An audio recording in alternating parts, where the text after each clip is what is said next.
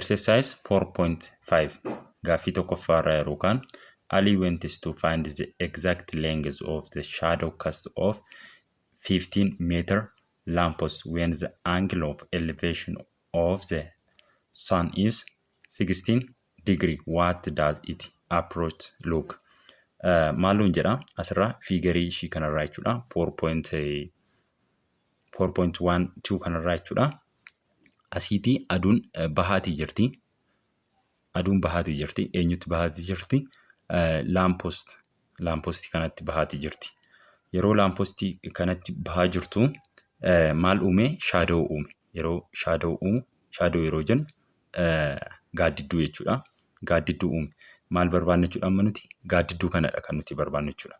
Laampostiin kun immoo maayinni daandii irratti kan argamu, ibsaa daandii irratti argamu jechuudha. Inni immoo hammam dheerata? Meetira 15 kan inni dheeratu. Akkuma argitan kunoo ibsaa daandii irratti argamu. Inni kun maal jedhama?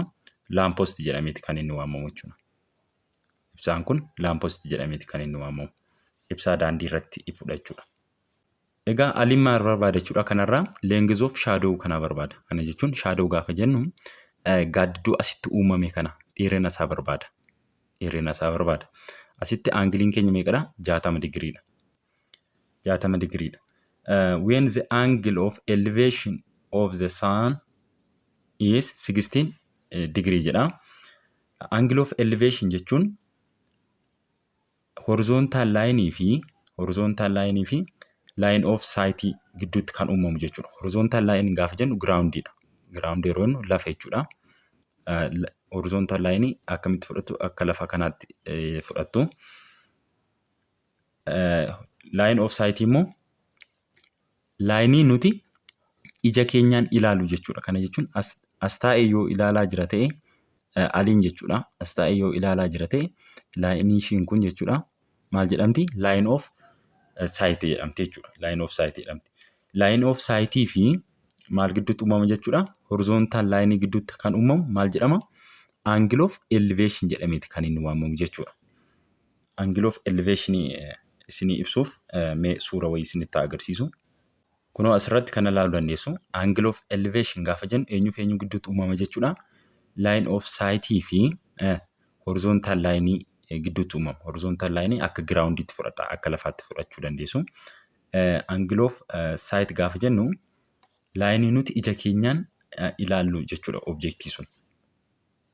Ija keenyaan asii kaafnee objectii kana yeroo ilaallu straight line ilaalla miti. Linein kun maal jedhamti? Line of sight jedhamti waamneemti jechuudha. Angle of elevation immoo isaan kana lamaan gidduutti uumama. Line of sight fi horizontal line gidduutti uumama.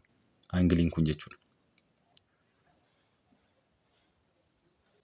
Egaa maal goona? Gatii x miti kan nuti barbaannu asii.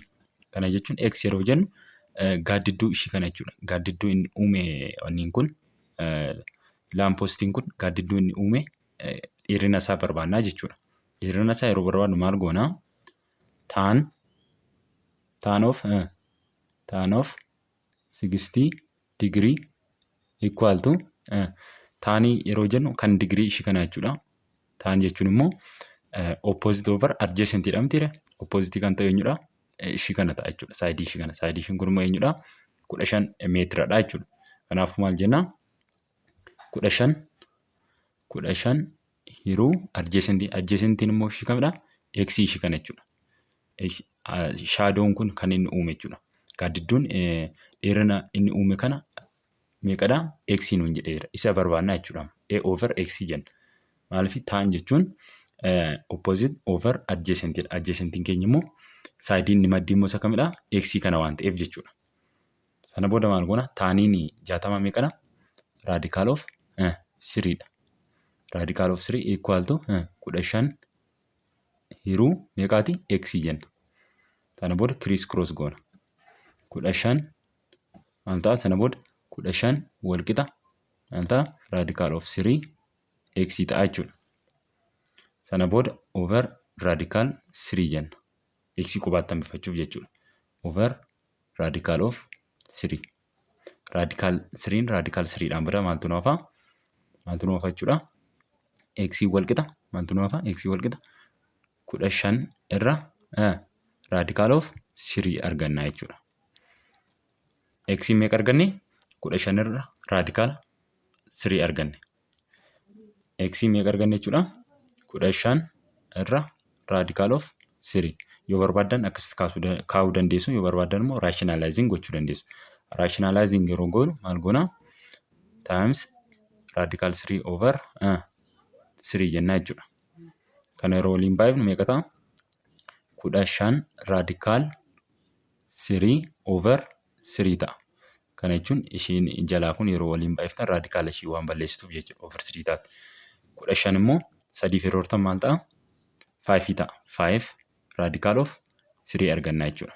Yeroo salphifnee keenya 5 raadikaal of 3 arganna jechuudha. Gatiin x keenya ishiin kun maal taati? 5 raadikaal of 3 arganna jechuudha. Gaaffii lammaffaan. A kite in the air has a string tied to the ground. If the length of the string is 100, find the length of the kite above the ground when the string is taut and its inclination is 30 degree to the horizontal. Maanni kite gaafa jennu kan ijoolleen ittiin taphatan jechuudha. Kan ijoolleen qilleensarra kaasanii ittiin taphatan jechuudha. Wadaroon isaa jechuudha. Wadaroon isaa immoo meeqadha? 100 meetira kan inni dheeratu. Aangiliin uume immoo jechuudha lafarraati. Lafarraati aangiliin uume jechuudha. Wadaroon kunii fi lafti kan inni uume kana jechuun giraawundii lafarraa jechuudha. Lafarraa kan inni uume wadaroo kanaa fi wanni kana gidduu jechuudha. Lafa kana gidduu aangiliin uume immoo 30dha jechuudha. From the horizontal waan jedhuuf jechuudha. Kite kan jennu gaa kun akkuma sirraa argatan kan ittiin daa'imni taphatanidha. Wadaroos qaba kun akkuma argitan wadaroos ni qaba. Kite hin jennu gaa ishii kanadha kan daa'imni ittiin taphatanidha jechuudha. Egaa asirraa kan nuti barbaannu maali barbaanna jechuudha? H barbaanna.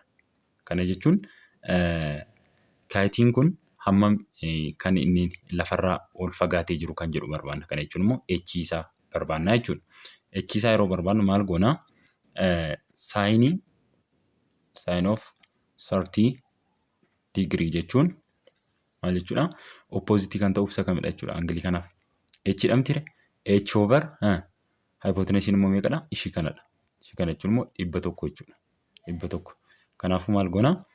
Sin of 30 degree equal to H over 100. Kana booda criss cross gaafa goonu H wal qixa saayinii 30 baay'isu 100 jechuudha. Saayinii 30 immoo meeqadha? Saayinii 30 jechuun 1 over 2 jechuudha. 1 over 2 times 100. H meeqa ta'a? 50 ta'a jechuudha.